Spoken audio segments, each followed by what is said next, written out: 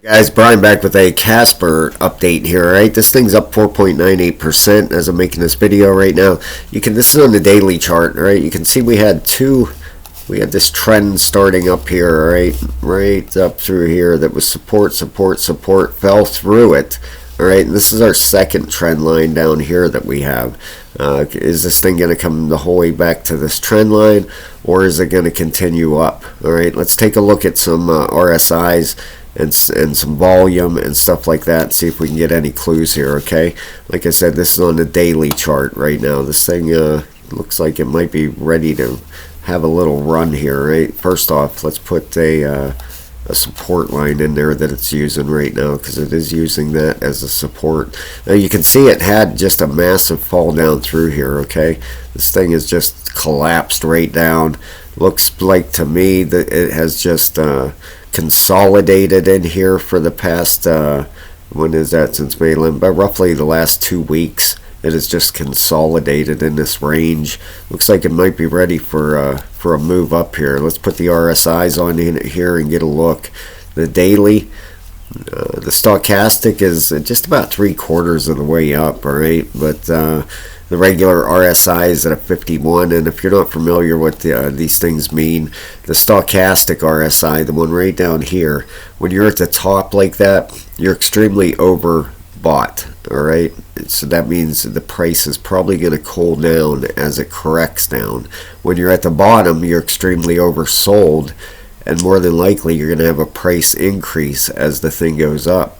Alright, now you can see that last push up was obviously a lot weaker, and it had bearish divergence actually down here on the bottom. You can see it right down here. I'm going to show you this high here. And this high here, this high was lower than the following high. This high right here, okay? Then this should have been a higher high on the RSI on the bottom, and ended up coming in as a lower high the whole way down at the bottom where I put them lines. Right, that's bearish divergence. So we had bearish divergence on the daily there, ended up breaking down through. Looks like we found some support here, right? Then if I could ask you to please hit the like and subscribe, guys, I would appreciate that so very much. It helps me out a lot, so thank you. Now let's look at the weekly RSI on Casper. It's still heading down.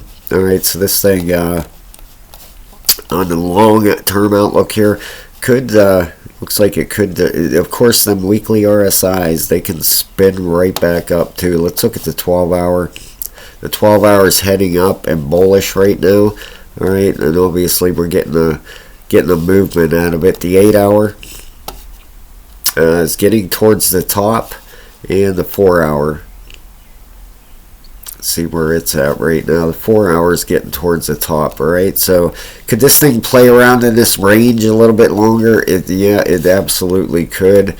In fact, let's put a little, it's been just really just right in this box right here, okay? So I would say until this thing gets above 50, let's call it 52 cents, or breaks below 46 cents, I really wouldn't expect a whole lot out of this thing right now. It looks like it's just consolidating there, but it could end up going a little bit lower, especially if these RSIs, that daily looks like it might be starting to roll over. It could come down to this second trend line down there around 40 cents. So watch them areas. Watch the 52 cents for higher prices. We break that. If we fall below that 46 cents, I'd be looking for this thing to come down to the 40 cent area. So, all right, guys, thank you so much. I will talk to you soon.